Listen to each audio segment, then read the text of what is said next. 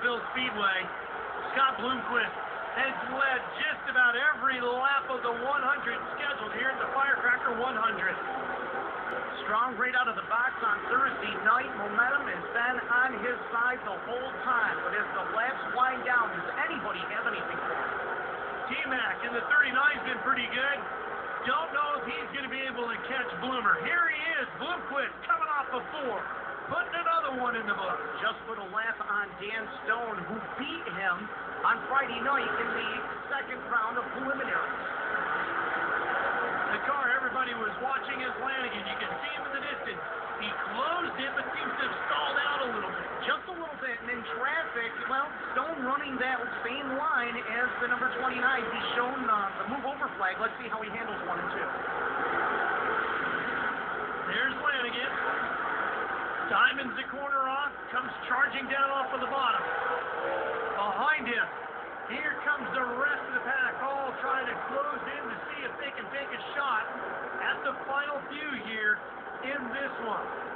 Tim McCready, third place car, trying to get around the lap car, the 44th, Clint Smith, to see if he can get up and race with Lanigan and Bloomquist. There's the gap. Lanigan closing in a little bit now. He continues to run up top here. He's moved around this racetrack continuously as the track has changed, trying to find out where that 29 works best. Here in the final few laps, high through 3 and 4, kind of diamonding the corner off in 1 and 2. Has to be careful not to overdrive the car. Keep getting closer. Keep hitting your marks. Don't overdrive or do anything that's going to cause you to lose any ground. Not enough time to make it up if you do make a mistake. That's right. Coffee is in front of Bloomquist in the 32. See Lanigan living life on the edge up there on the top side. Bloomer's just rolling it through the center of the turn. Coffee, one of the last chance showdown winners earlier today. But Lanigan charges it in there hard on that one. Stays up top all the way through that time around. Oh, and he flows within 2 car lengths, Ralph. If he can hit his marks and see smooth, he may have a shot at Bloomquist for the lead. He is right there. What a comeback this would be for Lanigan. 3 to go. Lanigan's been so close here at the Firecracker. Could this be the night? 3 times he has finished in the runner-up spot. He wants to win this race so bad. Making your car come on strong at the end of the night is what we talked about. Lanigan's is definitely doing that. A bit of a bobble coming off the 4. Will that hurt him with 2 to go? Will they catch this? Oh, there's a mistake. That's going to be hard to rebound from. Yes, it is. And Scott Bloomquist, he's just staying conservative, rolling through the corner. And Darrell Lanigan jumps that cushion. That may have just won the race for Scott Bloomquist. But there is traffic. Coffee in front of him. Bloomquist, one more lap around Learnerville and $30,000 awaits him. Second place in controversy a year ago. Tonight, nothing but domination for Scott Bloomquist. Here he comes off of 4 in the Firecracker 100. The Arbor All finish goes to Scott Bloomquist. Fantastic drive from start to finish. He is now a 2-time winner of the Firecracker 100. And once again, Darrell Lanigan is 4th time. Wow. What a run for Bloomquist, putting an extra lap in just to make sure he's going to collect the check here tonight. Started in position number 3, took the lead on lap number 2, and never looked back. Boy, he shoved his way to the front, too, in those early laps. Came right through the middle to get out front. He knew what he wanted to do, get out front, make them chase you all night. They did. But you got to give credit to Lanigan. He didn't panic. He got the car to do what he wanted it to do at the end. If it wasn't for that one little mistake with 2 to go, who knows who might be the guy in victory lane.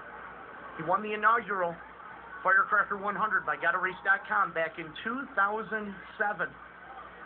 Pretty good record here at the Learnerville Speedway in this event. His worst finish was a 24th back in 2009. But he's been in the top 10 every other race. Well, he did. Helmet's off, and he is on his way to victory lane. Half the crowd here to see him win, half the crowd here to see him get beat. Well, that'll happen when you win as much as Scott Bloomquist did, has done, and probably will continue to do. He is in the GottaRace.com victory lane, and the celebration begins.